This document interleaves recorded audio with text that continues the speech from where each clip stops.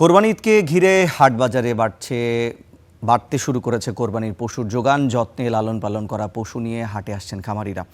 এ নিয়ে আরও জানবো, মেহেরপুর থেকে আমাদের সঙ্গে যুক্ত হচ্ছেন সহকর্মী মোহাম্মদ রাশেদুজ্জামান। রাশেদ, পশুর সরবরাহ কেমন বেচা বিক্রি শুরু হয়েছে? দাম নিয়ে ক্রেতা বিক্রেতারা কি বলছেন?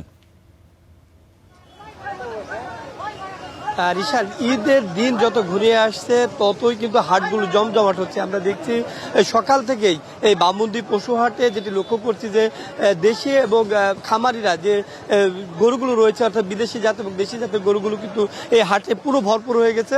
আমরা একজন ক্রেতা রয়েছে, তার সাথে একটু কথা বলবো যে আপনি তো কুরবানি কিনতে এসেছেন, হাটের অবস্থা কি এবং সর্বশেষ দাম কেমন?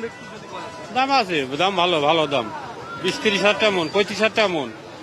মানে দাম কি আপনাদের নাগালের মধ্যে কিনা? হ্যাঁ, কিনা যায়, রাগলের মধ্যেই আছে, হাতের ভিতরে গরু কিনা যায়।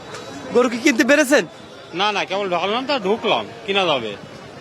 একজন ক্রেতা বলছিলেন যে আসলে হাটের যে অবস্থা সে অনুযায়ী তারা কিন্তু কম দামেই গরু পাচ্ছেন, এমনটি বলছেন। তো কয়েকজন এখানে ব্যবসায়ী রয়েছেন, আমরা একটু জানতে চাইবো, আপনি আজকের হাটে যে এসেছেন, কয়টা গরু নিয়ে এসেছেন এবং হাটের কি অবস্থা? আমরা গরু কিনতে আইছি ভাই, গরু নিয়ে আসিনি ভাই।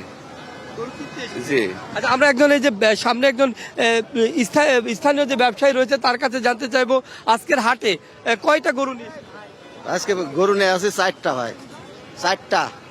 বিক্রি করতে পেরেছেন কিনা এবং হাটের কি অবস্থা? তাও বেচা হয়নি ভাই, বাজার ডাউন, বেচা কিনা নাই। কারণ কি? কারণ এখন আমদানি, এখন কিনছে না, এখন কি জানি, এখন বেচা কিনা নাই। এখন সামনে হাটেও বেচা কিনা হতে পারে। এখন তার ঢাকা চট্টগ্রামের ব্যবসায়ীরা কি এসেছে কিনা?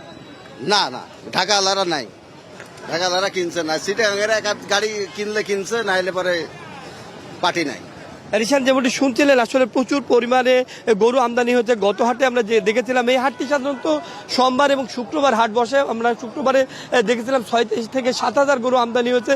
ইতিমধ্যে বেলা এখন 11:30 বাজে, এর মধ্যে কিন্তু প্রচুর পরিমাণ গরু আমদানি হয়েছে, অর্থাৎ এখন থেকে 3-4 হাজারেরও বেশি গরু আমদানি হয়েছে এবং বিভিন্ন গাড়িতে করে গরু এখানে নিয়ে আসছে। তবে ব্যবসায়ীরা যেটি বলছেন, স্থানীয় ব্যবসায়ী যারা হাটে এসেছেন তারা বলছেন যে ঢাকার ব্যবসায়ীরা এবার একটু কম, চিটাগংয়ের কিছু ব্যবসায়ী রয়েছেন তারা গরু কিনছেন। আর হাটে আমরা যেটি ঘুরে লক্ষ্য করেছি সেটি হচ্ছে মাঝারি সাইজের এবং ছোট গরুর যে চাহিদা সেটি একটু বেশি চাহিদা এবং দামও একটু বেশি, অর্থাৎ ক্রেতারা যারা বেশি পছন্দ করছেন মাঝারি এবং ছোট জাতের গরু। এবং বড় জাতের গরু কিন্তু প্রচুর পরিমাণ আমদানি হয়েছে, কিন্তু সেই তুলনায় বড় গরুর আমদানি হলেও দাম কম, ক্রেতা কম থাকার কারণে কিন্তু দামটাও কম, এমনটি স্থানীয় ব্যবসায়ীরা বলছেন। তবে এই হাটে বেচা কেনা চলবে 6:30 পর্যন্ত, বেচা কেনা চলবে এবং আরো গরু আসবে এবং হাট জমজমাট হয়ে উঠবে, ক্রেতা বিক্রেতাদের হাট ডাকে, এমনটি বলছেন এখানকার স্থানীয় ব্যবসায়ীরা। তো এই ছিল হাটের সর্বশেষ পরিস্থিতি।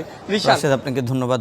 দর্শক, আমরা জানছিলাম মেহেরপুরের পশুর কোরবানির হাটের কি পরিস্থিতি রয়েছে, কেমন বেচা বিক্রি চলছে, সরবরাহ কেমন সেই সম্পর্কে।